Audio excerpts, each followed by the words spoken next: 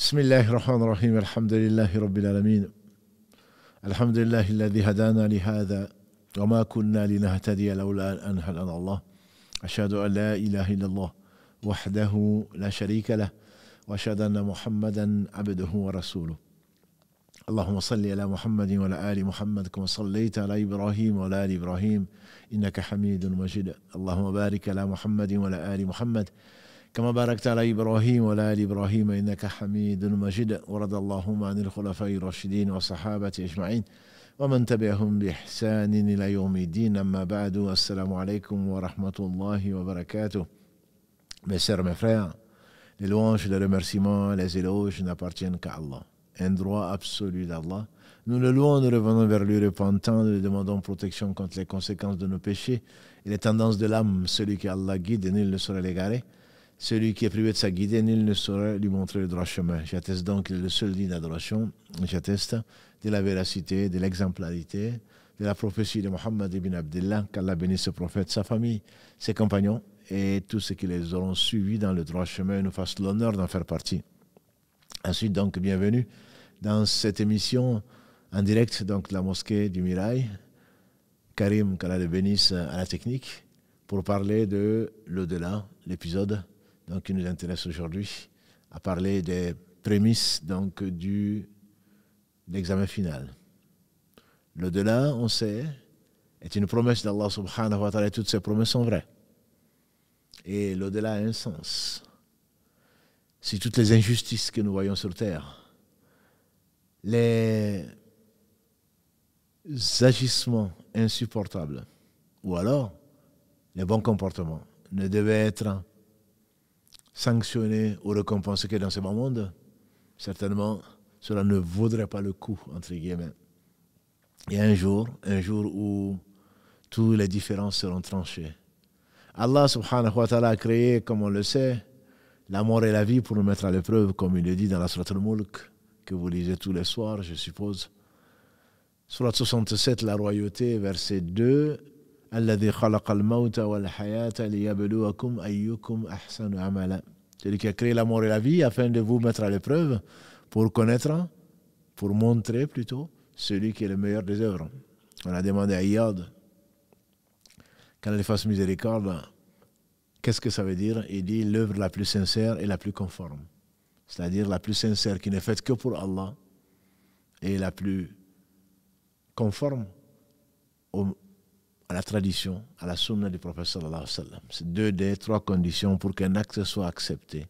Ahsanu amal, c'est le meilleur de l'œuvre, c'est le meilleur, celui qui a été fait que pour Allah seul et qui est conforme à la tradition du Muhammad sallallahu alayhi wa sallam. Nous avons vu donc dans l'épisode passé que le soleil se rapproche des têtes, qu'il y aura des changements cosmiques, des choses extraordinaires, que les montagnes vont voler en éclats, que le soleil va s'obscurcir, qui sera fusionné, comme Allah le dit dans la Sourate Al-Qiyamah 75, qui sera fusionné avec la lune, que les mers vont déborder. Et alors, les gens sortiront de leur tombe, pieds nus, corps nus, non circoncis pour les hommes, et qu'Allah subhanahu wa ta'ala donnera un avant-goût de ce qui attend les hommes. On le savait déjà dans la tombe. On le savait déjà dans la tombe, celui qui a eu un repos, que la tombe soit pour nous un repos. Souvent on dit il repose en paix, c'est ce qu'on espère pour lui. Que l'âme repose en paix, c'est ce qu'on espère. En réalité, si on savait ce que savait le prophète sallallahu alayhi wa sallam, il dit si je ne craignais que vous n'enterriez pas vos morts, j'aurais demandé à Allah de vous faire entendre ce que j'entends, c'est-à-dire le châtiment de la tombe, qu'Allah nous en préserve. Une fois ce réveil fait et que l'homme sort comme un légume, comme Allah le décrit si bien, après une pluie fine, et que les gens sortent, donc il y aura beaucoup de gens. Que dis-je? La plupart des gens seront sous le soleil. Le soleil proche des têtes d'un mille ou d'un mile.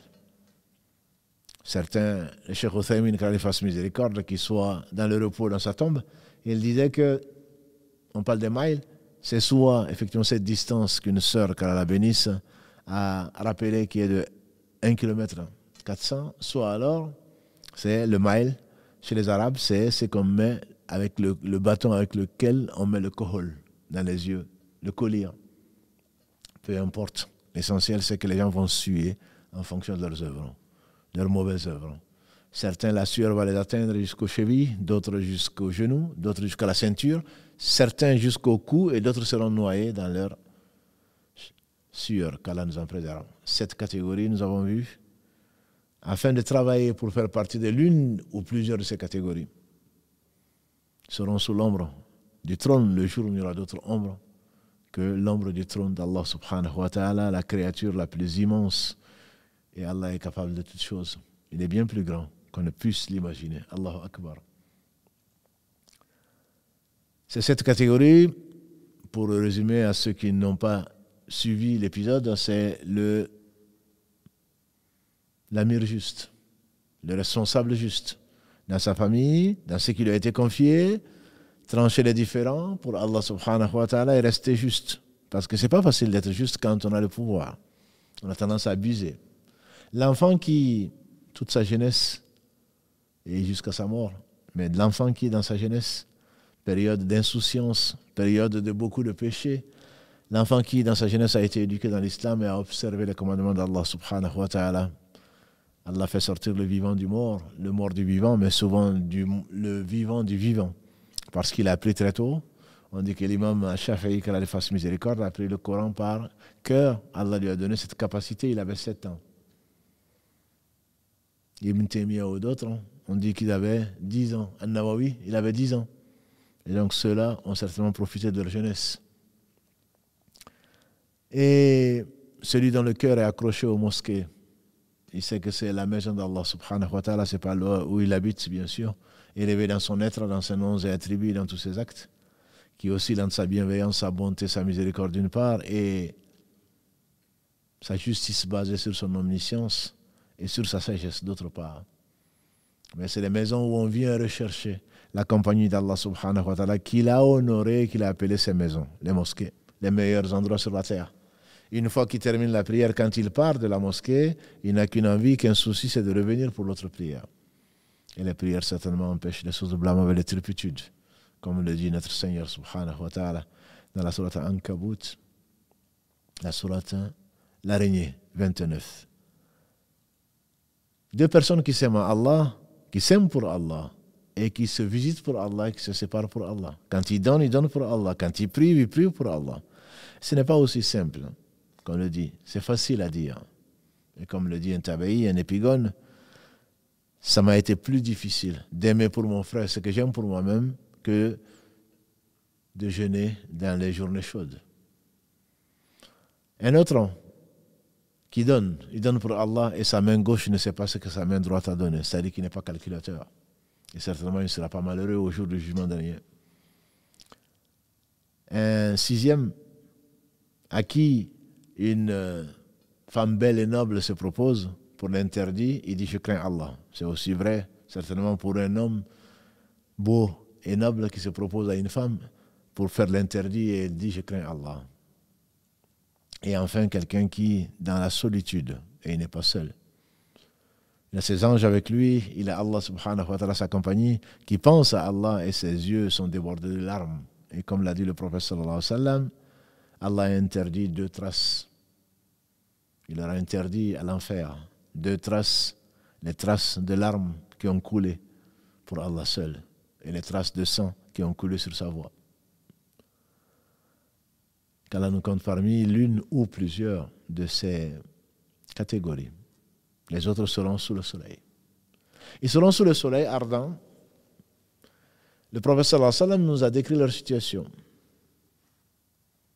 Il a décrit leur situation dans la mesure où ils seront là. Abu Huraira, qu'Allah l'agrée, dans ce qui a été rapporté par les deux, Al-Bukhari et Muslim, qu'Allah leur fasse miséricorde, ainsi que tous les savants de l'islam, notamment ceux des sciences du hadith, par qui Allah nous a gardé, sauvegardé, préservé l'héritage du prophète Muhammad sallallahu alayhi wa sallam, c'est-à-dire la science. Al-Bukhari et Muslim, les deux références en matière de hadith, ils rapportent qu'Abu Huraira, celui qui a rapporté le plus de hadiths du prophète sallallahu alayhi wa sallam, a dit « Nous étions invités à un repas Et on a offert au prophète sallam l'épaule de l'agneau. Et on sait qu'il aimait cela. Ce n'est pas parce qu'on est prophète qu'on n'aime pas le bien, bien que l'au-delà soit bien meilleur pour lui que la vie de ce bas monde et que les choses de l'au-delà sont parfaites, exquises, non de comparaison que de non. Mais il aimait bien l'épaule. Ce n'est pas parce qu'on consacre sa vie à Allah qu'on n'aime pas manger de l'épaule ou qu'on n'aime pas les bonnes choses. Simplement, c'est dans la mesure, parce que de tout cela on sera interrogé, comme il a dit alayhi salatu wassalam, Abu Bakr, Kaladagrain, sont sortis, ils ont mangé des dattes fraîches, ils ont bu de l'eau fraîche et on leur a donné une brebis qui avait été sacrifiée pour Allah à leur intention, qu'on avait cuit. Ils sont sortis, Abu Bakr, et son ami, entre guillemets, le prophète sallam lui dit à Abu Bakr, on est sorti le ventre vide de chez nous, on rentre le ventre plein et sur cela on sera interrogé. Bref, dans ce hadith, donc, Abu Huraira nous dit qu'on a donné au prophète sallam donc son morceau préféré, l'épaule d'agneau. Il a mordu en pleine dent dans ce morceau de chair et il a dit, je serai le chef des fils d'Adam le jour de la résurrection. Il est bien entendu le meilleur des hommes et il sera effectivement celui qui sera honoré plus que tous les fils d'Adam ce jour-là. Il a dit dans d'autres hadiths, chaque prophète a une invocation exaucée qu'il a demandé à Allah subhanahu wa ta'ala, qu'il a exaucé dans ce bas monde. Moi, j'ai gardé mon invocation pour l'au-delà. Et Abdallah ibn Omar, radiallahu anhuma, qu'Allah l'agrée ainsi que son père, il a dit que, le prophète sallallahu alayhi wa sallam a dit, on m'a proposé que la moitié de ma communauté rentre au paradis, ou alors l'intercession. J'ai préféré l'intercession parce qu'elle est plus vaste. Elle est plus satisfaisante. Hadith rapporté par l'imam al-Bukhari. On revient donc au hadith d'Abu Huraira. Le prophète sallam a dit, je serai le chef des fils d'Adam, Sayyid.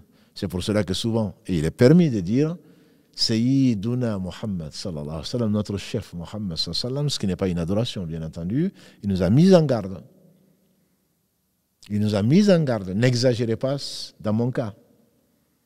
N'exagérez pas. Omar ibn Khattab nous a rapporté ce hadith. N'exagérez pas comme les Nasara ont exagéré, les Nazaréens ont exagéré sur le cas de Jésus. Je ne suis que le serviteur d'Allah et son messager. Être un chef, Sayyid d'un peuple, c'est celui qui guide. Et il est effectivement le Sayyid des fils d'Adam. Et sans orgueil, disait-il dans un autre hadith. Il a dit, le jour du jugement dernier, il nous le décrit comme s'il le voyait, et il ne parlait pas de lui-même. Le jour du jugement dernier, les premiers et les derniers seront rassemblés sur une terre, Saïd, vaste, plane. Et tout le monde se voit. Et quand quelqu'un parle, tout le monde peut l'entendre. C'est facile à Allah comme il nous a créé à partir de ce que nous savons. C'est facile. Une terre plane. Les montagnes ont volé en éclats. Et il n'y a pas de nivellation. Et la terre, elle est plane. Elle est vaste. Et tout le monde se voit. Et les gens seront dans cette position que nous avons décrite, dans une position extrême, la plupart des gens, suants, une position inimaginable. Ils ne savent pas ce qui les attend. Le stress est plus fatigant que des efforts. Le stress, c'est énorme. On ne sait pas à quelle sauce on sera mangé, entre guillemets, dirait l'expression, et donc le stress est terrible. Qu'Allah nous préserve de ce stress et qu'il nous mette sous l'ombre de son trône. Donc la majorité, la quasi-totalité de l'humanité sera donc sur cette terre stressée, inimaginablement stressée. Et ils vont se dire les uns les autres, et si on cherchait quelqu'un pour intercéder auprès d'Allah pour qu'il tranche les différends et que cette situation s'arrête, parce qu'elle est insoutenable. Inimaginable, mais insoutenable. Alors, on va dire, allez-y voir votre père, Adam, alayhi salam. Et donc, c'est une bonne idée, diraient d'autres. C'est une bonne idée. Allez-y voir Adam, c'est le père de l'humanité. Oh Adam, va intercéder auprès de notre Seigneur, subhanahu wa ta'ala. L'intercesseur, c'est qui? C'est celui que l'on pense, qui a de bonnes actions, qui a un bon terme, entre guillemets, avec celui auprès de qui on va intercéder. Et donc, on va prendre Adam, c'est le premier que Allah a créé. Adam, tu es le premier homme que Allah a créé de sa propre main. Béni, subhanahu wa ta'ala, et les deux mains d'Allah sont bénies. Et là, il te dit, comme Allah le dit, subhanahu wa ta'ala, qu'il le précise dans la sourate Sad, qu'il a créé Adam, alayhi salam, de ses propres mains, qui est la sourate 38. Dans le verset 35, Allah a dit qu'il a créé Adam de ses propres mains. Et donc, tu as été créé de ses propres mains. Les anges sont prosternés devant toi, sur l'ordre d'Allah subhanahu wa ta'ala, comme on le trouve dans de nombreux versets, dans la sourate Al-Baqarah 2, verset 34. Allah ordonne aux anges, quand nous avons dit aux anges de se prosterner, ils sont prosternés. On le trouve ailleurs, dans la sourate 18, Kahf ou d'autres. Les gens sont prosternés devant Adam, Allah l'a créé, et Allah l'a honoré, subhanahu wa ta'ala. Et va intercéder auprès de nous. Pour nous, auprès d'Allah subhanahu wa ta'ala, et Adam de répondre, ce n'est certainement pas moi. Ce n'est pas moi aujourd'hui d'aller intercéder. Parce que mon Seigneur, notre Seigneur est en colère. Comme jamais il n'a été en colère et comme jamais il ne sera plus en colère. Ce n'est pas à cause de moi, n'est-ce pas que c'est à cause de moi que vous avez quitté le paradis pour descendre sur terre. En effet, Allah l'a testé puisqu'il a voulu la liberté al-amana, à laquelle fait allusion Allah subhanahu wa ta'ala, qu'il a proposé au ciel, à la terre, aux montagnes, ils ont été effrayés. Dernier verset, verset 112 de la sourate Al-Ahzab 33, Inna aradna al-amanata ala samawati wal-ardu wal-jibal.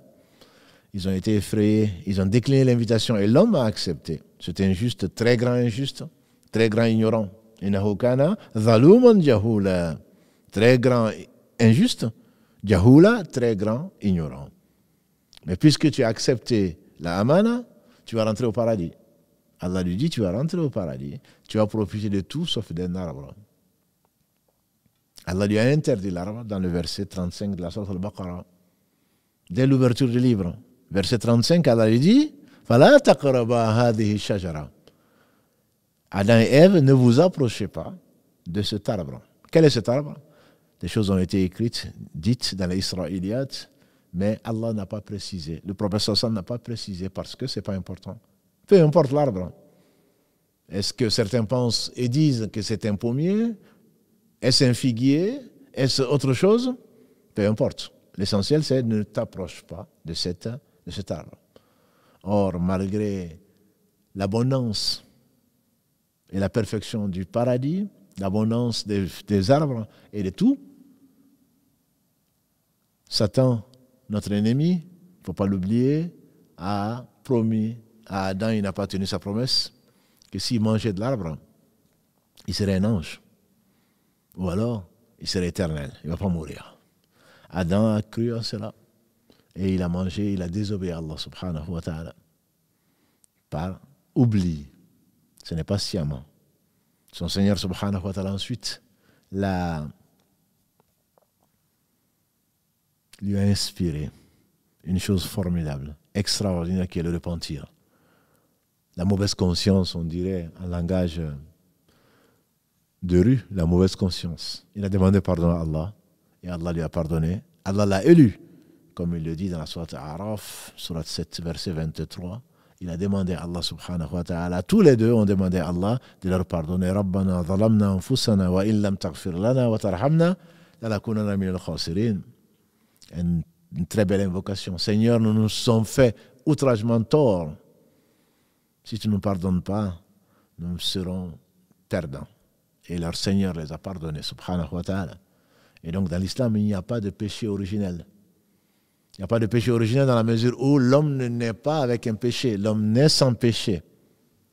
Kul mawludin yulad ala fitra, comme l'a dit le prophète sallallahu alayhi wa sallam. Chaque nouveau-né naît né dans la saine nature. Il n'y a pas de péché originel. Notre père Adam alayhi salam a péché et donc nous venons dans ce bas monde pécheurs. Non, ce n'est pas notre conception. Nous venons purs. Wala taziru waziratun wizra ukhra, dit Allah. Entre autres dans la sourate Az-Zumar 39, les groupes. Aucune âme ne supportera le fardeau d'une autre âme. Adam a fait ce qu'il a fait, Allah lui a pardonné, mais ça ne s'hérite pas les péchés. Les péchés ne s'héritent pas. Et donc Allah subhanahu wa ta'ala a pardonné Adam, mais Adam se rappelle encore, par pudeur. Et on a vu, par humilité. Comment est-ce que je vais me présenter devant Allah avec tant de péchés? Ce n'est certainement pas à moi d'aller demander une faveur, telle faveur, de me présenter devant Allah. Il est en colère aujourd'hui contre mes enfants et peut-être même contre moi-même. Allez-y plutôt voir Nuh alayhi salam. Allez-y plutôt voir Noé. Le premier messager est un serviteur reconnaissant. C'est ce que les gens vont aller lui dire. Ya Nuh, tu es le premier messager. Tu es le premier qui a été envoyé aux gens. Et effectivement, tu as rempli ta mission. Allah t'a appelé Abdan Shakura, un serviteur très reconnaissant. Dans la sourate Isra 17, verset 3. Innahu kana Abdan Shakura. Il fut un serviteur très reconnaissant. Et la reconnaissance, le shukr, disait Ibn Qayyim, qu'Allah fasse miséricorde, c'est la moitié de la religion. Et l'autre moitié, c'est la patience. Remercier Allah, certainement, c'est une obligation.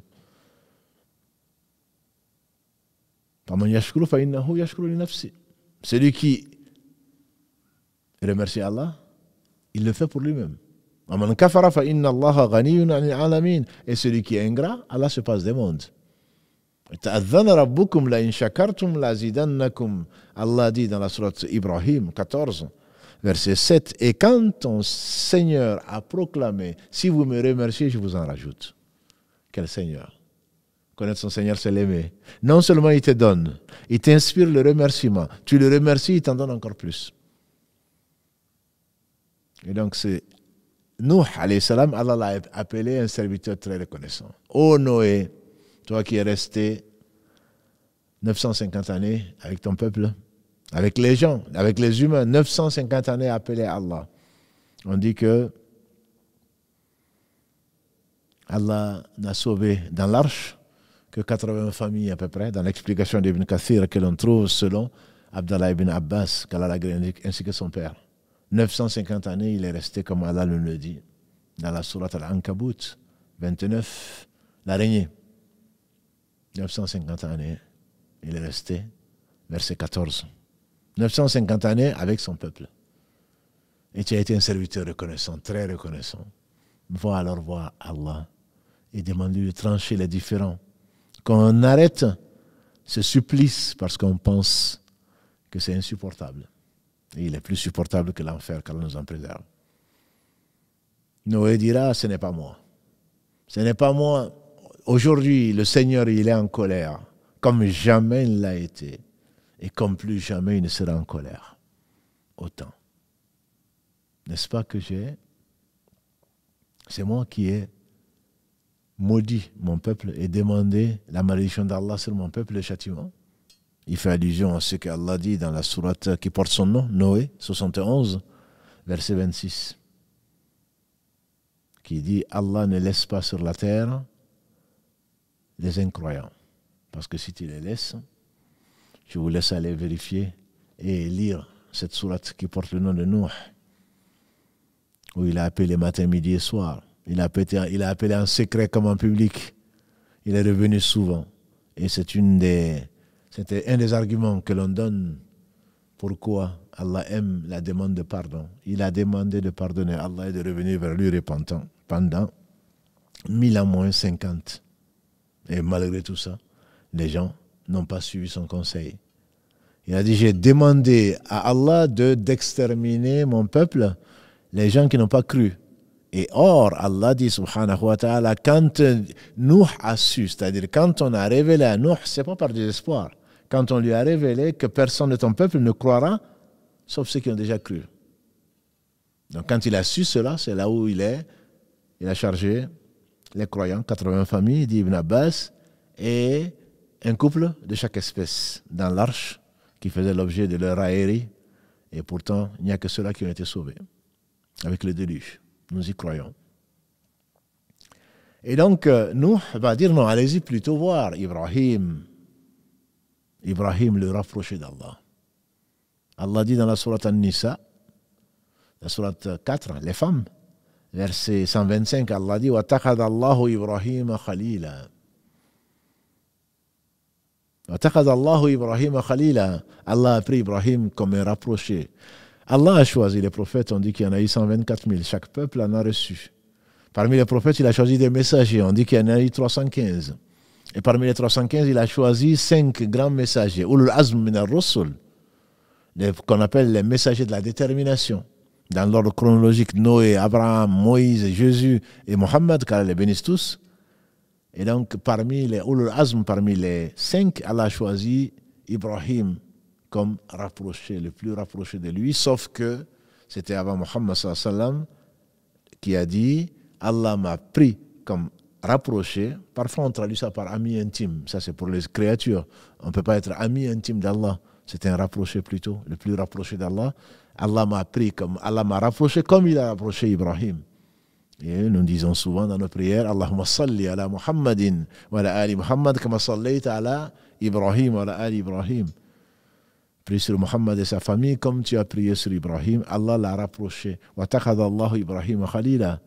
Bien entendu, quand on veut une faveur, et quelle faveur? Que Allah arrête ce supplice. On va demander le plus proche d'Allah. Allez-y donc voir Ibrahim. Ibrahim va dire non, c'est pas moi. C'est pas moi aujourd'hui qui va demander quelque chose à Allah. Le Seigneur est en colère, comme jamais il n'a été en colère et comme plus jamais il ne le sera. N'est-ce pas que j'ai menti 3 fois?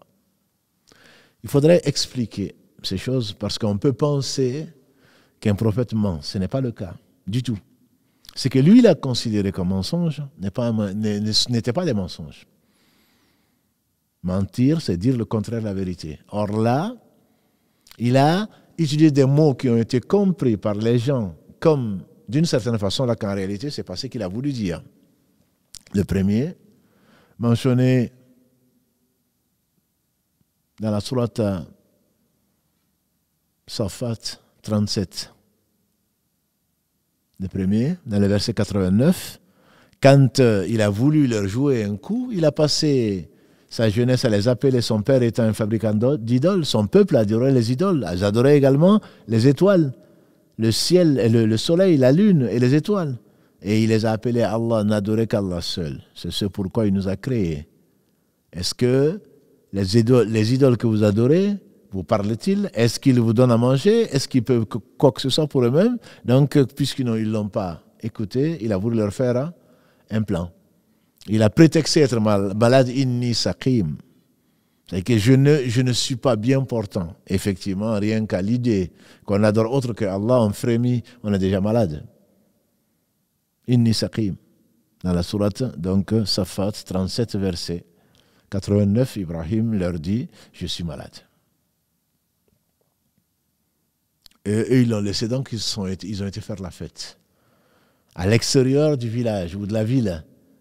Il a profité de leur absence pour entrer dans la maison de leurs idoles. Qu'il a tout cassé, il a laissé la plus grande. Il a laissé la plus grande, ça c'est le deuxième mensonge, entre guillemets, que lui considère comme mensonge. Quand Allah réprimande son prophète Mohammed sallallahu alayhi wa sallam, qu'Allah te fasse miséricorde, pourquoi tu as pardonné aux hypocrites? C'est un acte de bien, parce qu'il a un cœur pur.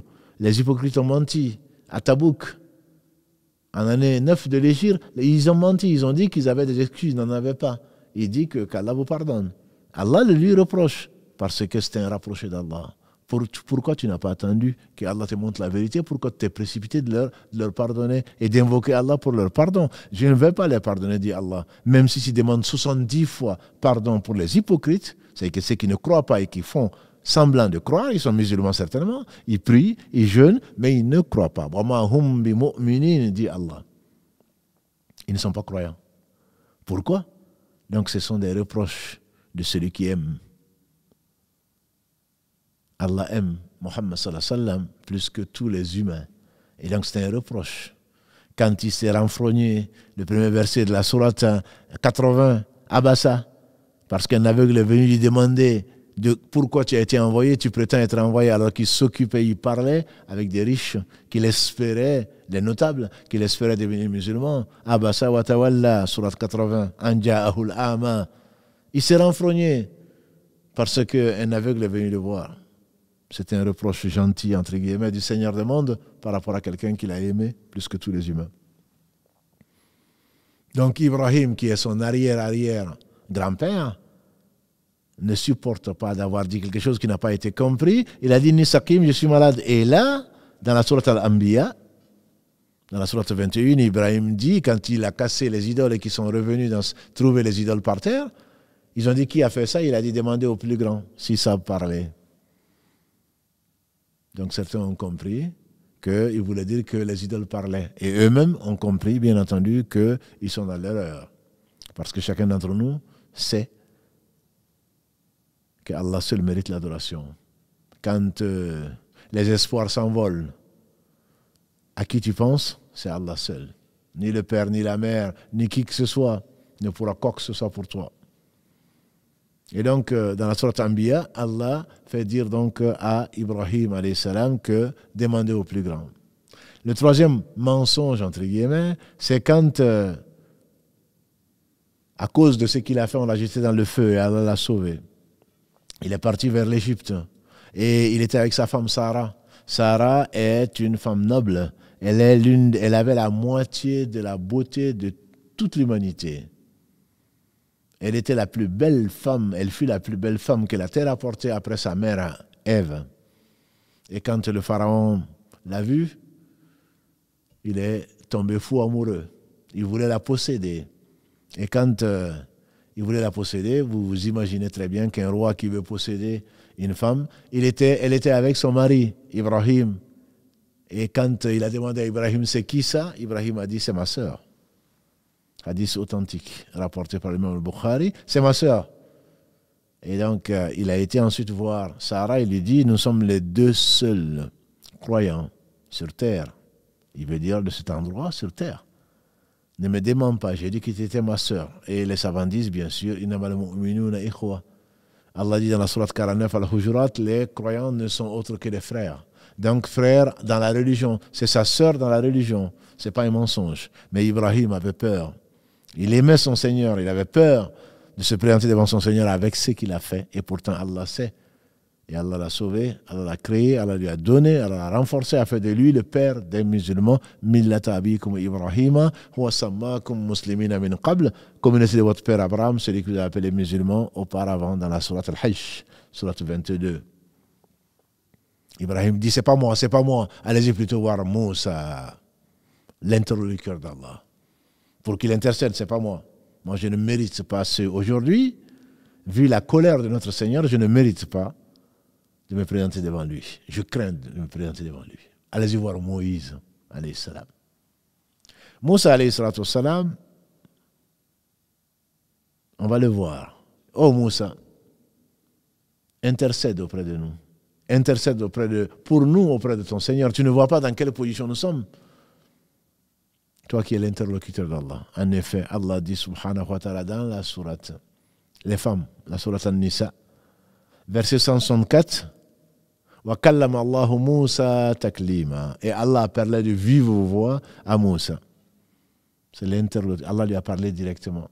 Quand il venait de Madian avec sa famille, ce soir, où il faisait très frais et où il pleuvait, quand Allah subhanahu wa ta'ala s'est manifesté, et lui, il a vu un buisson ardent et Allah lui a parlé de vive voix. Il lui a donné ensuite également rendez-vous pendant 40 jours.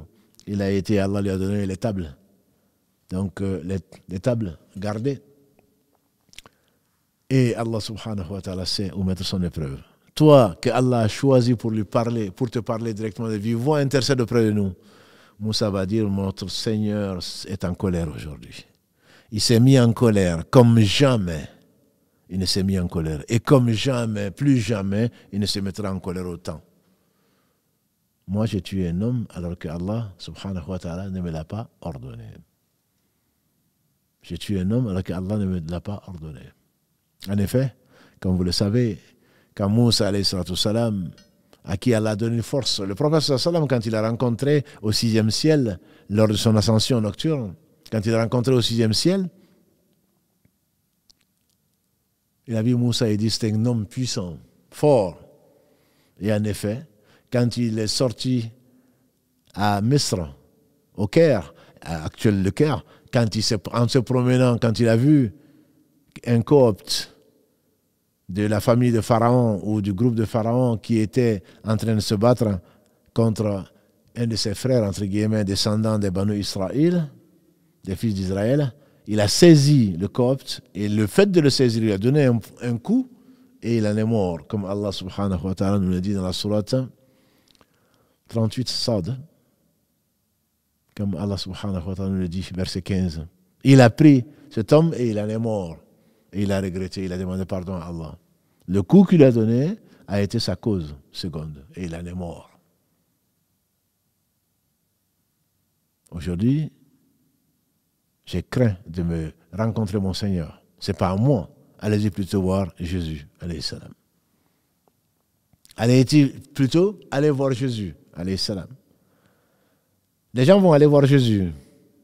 Oh Jésus, fils de Marie, toi qui es la parole d'Allah subhanahu wa ta'ala, qu'il a insufflé dans la Vierge Marie. Un esprit émanant de lui, comme nous l'a dit le prophète sallallahu alayhi wa sallam, c'est lui qui atteste que Mohammed sallallahu alayhi wa sallam est le messager d'Allah, qu'Allah seul mérite l'adoration, et que Mohammed est son messager, que Jésus est son messager, fils de Marie, l'esprit jeté dans Marie. Celui-là, Allah lui pardonnera ses péchés, même si ça pouvait remplir l'écume. C'est comme si, même si c'était l'écume aussi nombreux que l'écume de la mer. Jésus, toi qui es l'esprit d'Allah, le Verbe, puisque tu es né sans père, il suffit que Allah ait dit, sois et tu fus, et naître dans le ventre de ta mère, Marie, l'une des meilleures femmes que la terre a portées. Oh Jésus, intercède auprès d'Allah. Et Jésus va dire non, c'est pas moi. C'est pas moi, allez-y voir Mohammed. Il ne cite pas ce qu'il redoute devant son Seigneur, parce qu'on l'a pris pour ce qui n'est pas. Il ne le dit pas. Il dit allez-y plutôt voir Mohammed. Et on va aller trouver Mohammed ibn Abdullah sallallahu alayhi wa sallam. On va dire à Mohammed, on vient pour que tu intercèdes auprès d'Allah subhanahu wa ta'ala. Il va dire c'est bien moi. Voilà ce qui m'avait été promis. Voilà l'invocation que Allah subhanahu wa ta'ala m'avait promise.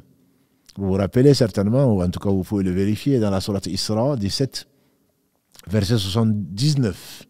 Allah dit à Muhammad sallallahu alayhi wa sallam de se lever pour prier un peu de la nuit, nafilatan lak, prière surrogatoire, le qiyamul layl, le tahajjud, que les meilleurs des musulmans font une fois que la nuit qu'ils ont dormi un peu, ils se lèvent, pleurant sur leurs péchés, invoquant leur Seigneur. Le Seigneur subhanahu wa ta'ala, gloire à lui, comme nous l'a expliqué le prophète sallallahu alayhi wa sallam, descend comme ici à sa majesté le dernier tiers de la nuit et demande qui est le serviteur qui me demande et je lui accorde, et qui me demande protection et je la lui accorde. C'est le meilleur moment, c'est la meilleure prière après les prières obligatoires. Et donc le prophète sallallahu alayhi wa sallam priait jusqu'à ce que ses pieds étaient enflés. Pourquoi? Notre mère Aïcha disait, Ya Rasulallah, pourquoi tu te donnes autant de mal? Et les gens viendront d'ailleurs lui dire, toi qui es le sceau de la prophétie, toi qui es le plus aimé d'Allah subhanahu wa ta'ala, toi à qui Allah a pardonné les péchés ou les erreurs passées et à venir, comme Allah nous le dit dans la sourate Al-Fatih, sourate 48, verset 1, pour qu'Allah te pardonne tes péchés véniels, pour les péchés à venir et les péchés passés. Et notre mère Aïcha, qui était la personne la plus aimée du prophète sallallahu alayhi wa sallam, son épouse, elle lui dit, pourquoi tu donnes autant de mal? Pourquoi tu donnes autant de mal? C'est vrai qu'elle souffre. Quand celui qui est aimé souffre, jusqu'à ce que ses pieds étaient enflés. Il a dit à Aïcha, est-ce que tu ne veux pas que je sois un serviteur très reconnaissant? Abdan Shakura, comme Allah a qualifié Nuh alayhi salam, Noé, de serviteur très reconnaissant. Il dira oui, c'est bien moi, voilà ce que mon Seigneur m'a promis. Effectivement, Allah lui promet, puisqu'il dit Asa, il se peut que Allah te ressuscite dans une position Maqama Mahmouda, une position louée. C'est ce que nous demandons d'ailleurs quand nous entendons le muezzin, Mu'adhin, en train d'appeler à la prière. Chaque fois qu'on entend, qu'est-ce qu'on dit? Allahumma rabba hazi da'wati tamma, ô Seigneur de cet appel parfait. Da'wati tamma, wa salatil qa'ima, et la prière qui va être célébrée. Ati Muhammadan, dia, donne à Muhammad al-wasilata, wal-fadilata, favorise-le. Et donne-lui, accorde-lui la position privilégiée, la position recherchée par tous les prophètes et qui ne correspondra, qui ne sera donnée qu'à une seule personne. Il a dit, alayhi salatu wassalam, j'aimerais bien être celle-là. Cette personne qui sera choisie et qui pourra intercéder auprès d'Allah subhanahu wa ta'ala le jour où toutes les créatures seront là. Où il ne manquera personne, les premiers comme les derniers, comme Allah l'a promis. Et sa promesse est vraie quand il le reproche, notamment dans la sourate Al-Waqi'a, sourate 56, versets 49 et 50.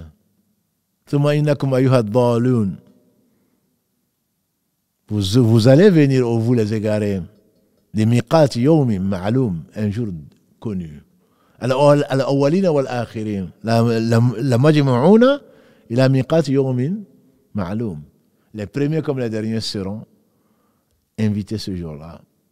Ce jour est connu, c'est le jour donc de la résurrection, où ils seront là en train d'attendre l'intervention de Muhammad sallallahu alayhi wa sallam. Il va dire, c'est bien moi, c'est ce que mon Seigneur m'a promis, et on sait que sa promesse est vraie. Celui qui le connaît certainement sait que sa promesse est vraie. Il nous a créés à partir de ce que nous savons, et il n'a besoin de rien. Et il nous ressuscitera, et la destination sera soit le paradis, car on nous l'accorde, ou l'enfer, car on nous en préserve. Sa promesse est vraie. Il a promis de secourir les croyants. Sa promesse est vraie. Ça peut prendre le temps qu'il veut, que sa sagesse t'a dicté, mais sa promesse est vraie. Et voilà que donc ce Seigneur, subhanahu wa ta'ala, va permettre à Muhammad sallallahu alayhi wa sallam de se prosterner sous le trône, comme il le dit. Je vais me prosterner sous le trône. Je vais invoquer Allah, je vais louer Allah par ce qu'il va m'inspirer. C'est-à-dire, il ne sait même pas ce qu'il va recevoir comme inspiration pour louer Allah subhanahu wa ta'ala. Il n'a pas fini de louer Allah. Et la prunelle de ses dieux, comme il disait, c'était dans la salah. C'était dans la prosternation. On m'a fait aimer de votre bas monde, a-t-il dit, 3 choses. Mais la chose à laquelle je tiens le plus parmi les 3, c'est bien la prière. Il va se prosterner. Allah va lui inspirer la louange et les éloges qu'Allah va lui inspirer. Ensuite, Allah va lui dire, lève la tête et demande, tu seras exaucé. Demande l'intercession, tu seras exaucé et tu intercéderas. Et là, il va intercéder, alayhi salatu wassalam. C'est ce qu'on appelle dans l'islam la grande intercession. Shafa'atul Kubra, la grande intercession. Il y en a d'autres. Il y a 8 catégories d'intercession, dont la grande qui lui est réservée, alayhi salatu wassalam. Les autres, certaines lui sont réservées. Il y a des divergences dessus, mais on aura, Inch'Allah, l'occasion de les citer, ces intercessions-là, mais avec des conditions, Inch'Allah. Mais celle-là, elle est réservée à Muhammad sallallahu alayhi wa sallam. Donc après chaque appel de la prière, quand on entend le muezzin, on demande à Allah subhanahu wa ta'ala de lui donner, de lui accorder cette place qui lui est accordée. Al-Maqam Mahmoud, la place honorifique, honorée et recherchée par tous. Mais un seul va l'avoir, c'est Muhammad sallallahu alayhi wa sallam. Alors il va intercéder auprès d'Allah pour qu'Allah tranche les différends. Que celui qui rentre au paradis rentre par la miséricorde d'Allah, que celui qui rentre en enfer le soit après avoir été confronté à ses actes. Mais de cela, on n'en parlera pas ce soir, Inch'Allah. Et parmi ces intercessions, il y a le fait de faire demander, il demande à Allah qu'un groupe de gens rentre au paradis sans qu'on leur demande des comptes. Qu'Allah nous compte parmi cela. Parce que celui à qui on va détailler les comptes sera châtié, qu'Allah nous en préserve. Il va demander à Allah de faire rentrer, Allah va lui dire intercéder, et Allah va lui dire faire rentrer un groupe de ta communauté par la porte de droite. Et le groupe pourra également rentrer par les autres portes. Le paradis a 8 portes. Certains pourront rentrer par la porte qu'ils veulent. Un jour meilleur qu'aujourd'hui, le meilleur des compagnons du prophète sallam, Abu Bakr, qu'Allah l'agrée, quand il a entendu le prophète sallam a dit, celui qui a donné une paire de quelque chose à Allah rentrera par la porte qui s'appelle comme ça. Celui qui a donné, par exemple, la sadaqa sera appelé par la porte de la sadaqa. C'est-à-dire de l'infaq, de la générosité. Celui qui a jeûné le mois de Ramadan va être appelé, on le sait, qu'Allah nous compte parmi cela, par la porte Ar-Rayyan, qui est la porte spéciale, par laquelle les jeûneurs rentreront et que les jeûneurs rentreront. Et Abu Bakr, quand il a entendu cela, il a dit, Ya Rasulallah, que ma mère et mon père soient sacrifiés pour toi. Toi pour qui? Je sacrifierai mon père et ma mère. Et il était sincère. En effet, quand le prophète sallam est venu et que les gens l'ont traité de menteur, il a cru en son message. Il a mis sa personne et ses biens à son service, qu'Allah l'agrée. Et il est au paradis. Abu Bakr au paradis, Omar est au paradis, Othman est au paradis, Ali est au paradis, Saad ibn Abi Waqqas est au paradis, Abdurrahman ibn Auf est au paradis. Il a cité 10 dans le même hadith. Et Abu Bakr est le premier qu'il a cité, il est au paradis. À n'en pas douter. Abu Bakr dit, toi pour qui je sacrifierai mon père et ma mère, celui qui sera appelé par l'une des portes ne sera pas malheureux. Mais est-ce qu'il y en aura qui seront appelés par toutes les portes? Il faut être ambitieux dans l'islam. Le prophète sallam nous a dit, il y a le paradis à 100 degrés. Et si vous demandez à Allah le paradis, demandez le Firdaus. C'est le 100e degré. Il est au milieu du paradis. C'est le 100e degré. Donc il faut être ambitieux. Quand on demande à Allah, on ne va pas demander le rez-de-chaussée, on va demander le 100e. Et ça lui est facile. Ça veut dire qu'il va nous mettre dans le cœur, il va nous mettre dans les mains, il va nous mettre dans notre corps des actes qui vont nous amener, Inch'Allah, à sa miséricorde qui va déverser sur nous pour nous amener au Firdaus, puisque l'acte d'aucun d'entre nous, comme l'a dit le prophète sallam, ne va l'amener au paradis. On dit même toi, il dit même moi, si Allah ne me fait pas miséricorde. Donc Allah nous accorde le Firdaus. Il faut être ambitieux dans l'islam. L'islam n'aime pas la médiocrité. Je me contente de... Non. Abu Bakr donc a dit, Ya Rasulallah, que mon père et ma mère soient sacrifiés pour toi. Est-ce que certains vont être appelés? Celui qui rentre par l'une des portes sera pas malheureux. Est-ce qu'il y en a qui seront appelés par toutes les portes? Qu'est-ce qu'il a dit Muhammad sallallahu alayhi wa sallam? Il a dit, j'espère que toi tu en feras partie. Donc, Allah lui dit, intercède, il va intercéder alayhi salatu wa sallam, et Allah va dire, prends un groupe de ta communauté, fais-les rentrer par la porte de droite. La porte de droite, c'est les gens qui ne seront pas jugés et qui n'auront pas seront donc pas châtiés. On demande à Allah subhanahu Allahumma inna nasaluka al-jannat bi ghayri hisab wala iqab. On demande à Allah subhanahu wa ta'ala son paradis sans jugement et donc sans châtiment. Ce groupe va rentrer et il va pouvoir rentrer également par les autres portes du paradis. Ceux-là qui n'auront pas de compte, qu'Allah nous compte parmi ceux-là, un hadith rapporté par les deux imams, Al-Bukhari et Muslim, d'après Abdallah ibn Abbas, radiallahu ta'ala anhuma, qu'Allah l'agrée ainsi que son père, le prophète sallam, il a dit, on m'a présenté les umam, on m'a présenté les groupes humains, les peuples. Et j'ai vu des gens venir avec beaucoup de monde, des prophètes venir avec beaucoup de monde. Et des prophètes avec quelques-uns, et un prophète avec lui, personne. Donc l'important, ce n'est pas le succès, entre guillemets. Ibrahim, alayhi salam, comme les gens l'ont suivi. Et aujourd'hui, bien entendu, Allah a béni Ibrahim sur terre, il a béni dans l'au-delà également. Après lui, qui aurait pensé que celui qu'on a voulu jeter dans le feu, qui ensuite en est sorti indemne, allait être le père de milliards de gens qui se réclament et qui prient pour lui comme 2 fois par jour. Mais il y a des prophètes qui viendront, un prophète viendra avec lui, personne. On m'a montré donc des peuples. On m'a montré un peuple très nombreux. immense. J'ai dit, voici mon peuple. C'est ce qu'il espère, bien entendu, qui sera le plus nombreux. Nous, les derniers, on espère être les plus nombreux. Il espère que sa communauté, les gens qui vont le suivre, seront les plus nombreux. Et ce sera le cas. Il a dit, voici mon peuple. Les anges lui ont dit, non, ça c'est pas ton peuple, ça c'est le peuple de Moïse. Il sera suivi par beaucoup de fils d'Israël qui ont cru en lui et qui donc sont morts musulmans. Ça c'est le peuple de Moïse. Et ensuite, il a vu un peuple à perte de vue. On dit, voilà ton peuple. Voilà ta communauté, la communauté de Mohammed sallallahu alayhi wa sallam, à perte de vue. Et parmi eux, 70 000 qui rentreront au paradis sans jugement et sans être châtiés.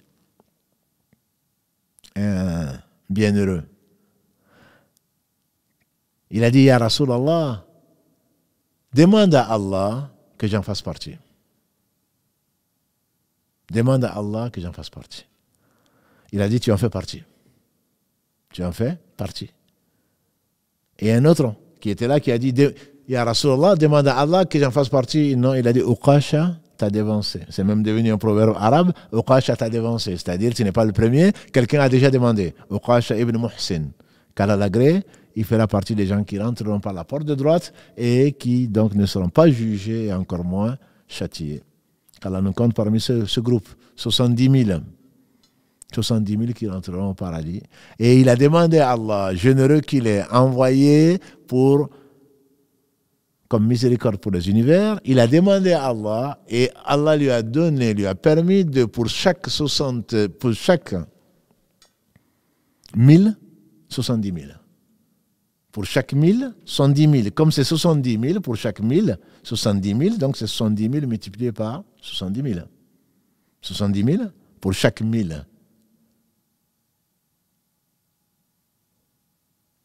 70 000, il y a 70 000, pour chaque 1000, 70 000, donc c'est 70 multiplié par 70 000.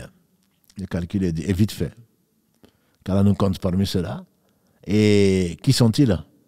Il est parti, alayhi salatu wassalam, quand il a relaté ce hadith. Et les gens ont passé une partie de la nuit à discuter entre eux. Certains disent, mais ce sont les gens qui n'ont jamais associé à Allah, qui sont nés dans l'islam. D'autres disent, non, non, ce sont les premiers qui ont cru. D'autres, les gens ont commencé à spéculer. Et il est ressorti, il a dit, de quoi vous parlez? Ils ont dit, on parle de ces 70 000 là. Bien sûr, parce qu'on aimerait bien en faire partie. Il a dit, ce sont des gens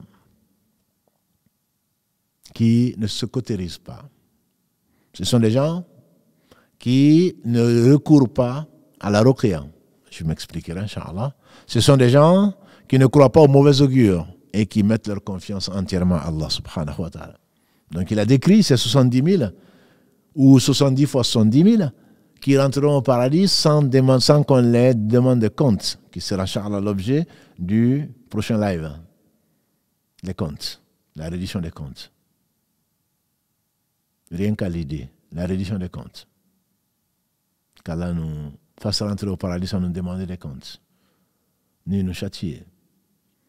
Ce sont des gens qui ne se cautérisent pas, qui, du temps du prophète sallam, les Arabes, ils faisaient couler le sang, beaucoup de sang, la cautérisation, pensant que c'est par ce moyen qu'on se guérit. Le fait de, donc, utiliser le feu pour se soigner.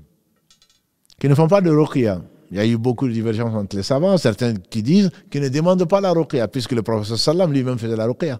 Quand il a été ensorcelé, alayhi salatu wassalam, par l'Abid, 2 anges sont venus lui dire qu'est-ce qu'il a. On dit qu'il a été ensorcelé, et on dit c'est à cette occasion qu'Allah a fait descendre les sourates 113 et 114, Qul a'udhu bi rabbil falaqi, Qul a'udhu bi rabbin nasi, et il le lisait après chaque prière, après la prière du Fajr et la prière du Asr, il le lisait 3 fois avec Qul huwallahu ahad, et au lit, il se mettait sur le côté droit, nous dit notre mère Aïcha, qu'Allah l'agrée, qui bien sûr savait ce qu'il faisait au lit, et il rassemblait ses 2 mains bénies, et il disait Qul huwallahu, il crachotait dessus, Qul huwallahu ahad, ensuite Qul a'udhu bi falaq, ensuite Qul a'udhu bi nas, et il le passait sur tout le visage, et la tête, il commençait par là, et tout le corps où ses mains pouvaient toucher.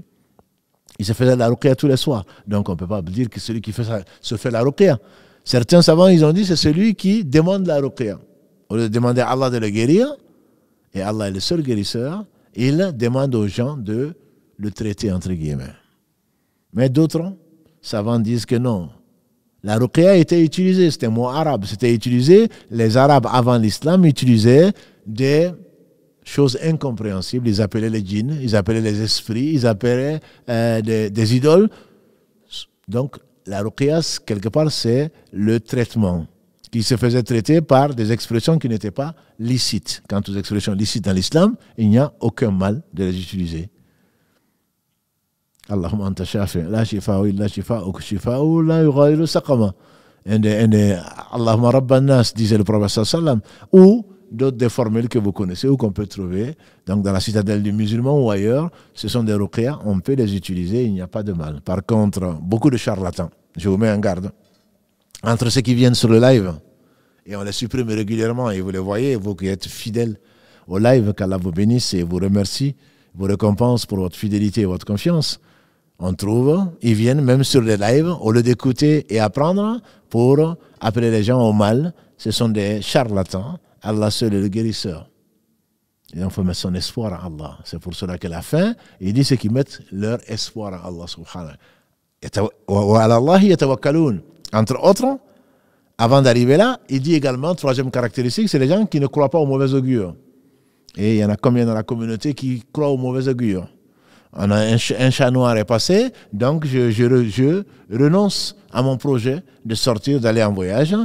Tatayyur, en arabe, c'est taïr, c'est l'oiseau. Les Arabes d'antan sortaient, quand ils voulaient voyager, ils regardaient le ciel, ils observaient le ciel, et quand ils voient un groupe d'oiseaux voler vers la droite, ils disent, ah, mais ça c'est de bon augure.